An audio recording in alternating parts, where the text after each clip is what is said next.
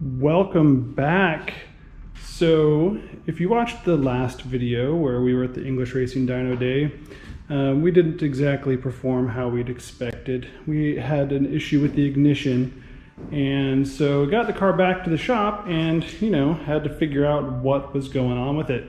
So we dug in, we put new coil packs in, and when we put new coil packs, these were upgraded coil packs. It wasn't the M&W setup that we were going to run because we just wanted to put new packs in it and make sure that it was going to work. So we put these Sultans of Spark packs in, which are basically a stock coil that's been a little bit reworked, and it wouldn't even fire.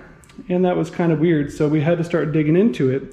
And what I did is I probed the coil pack connector, and I found that I had 16 volts, because this is a 16 volt system, on the red wire, which was expected, and I had 16 volts on the black wire. That was not expected. And then the yellow wire is the signal to the ECU.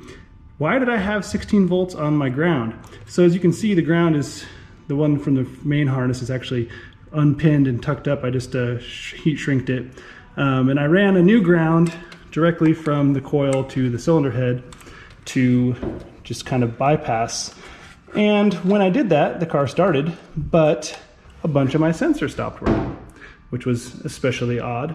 A bunch of sensors stopped working, and the idle air control motor, which is located down underneath the throttle body here. So I back probed that and found that the ground didn't have 16 volts, but it also had no continuity to ground.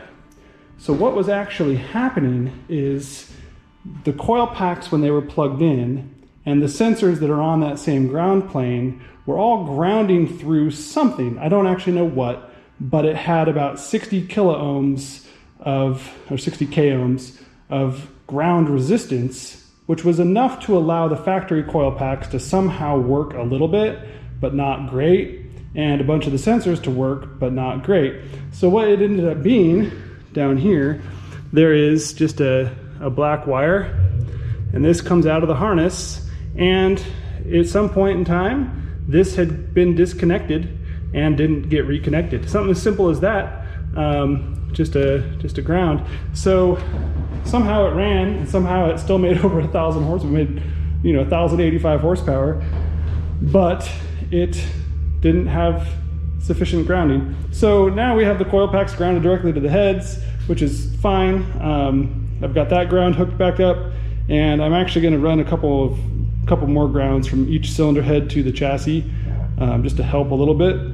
And we loaded it up. We did some pulls to make sure it wouldn't break up. I ran it super rich, like a 8.5 air fuel ratio to 9.0, somewhere in that ballpark.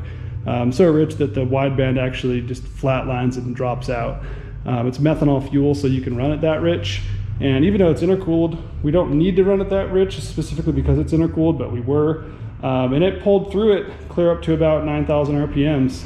The dyno had some weird error, so my horsepower reading was like 5,000, which is not what it made. Sometimes I've got a bad optical sensor on the dyno, and occasionally on big power cars when they're really vibrating, I think the optical sensor like wiggles and contacts the little wheel that goes through it that it's reading, and it causes the dyno to do weird things on some big power cars.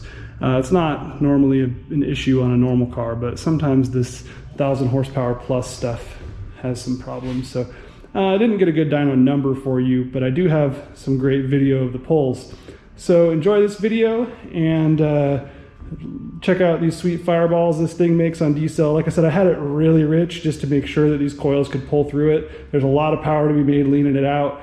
On methanol, it's not always the best idea, because you can lean it out and make power right up until you melt a channel through the head and start laser beaming, lines and such.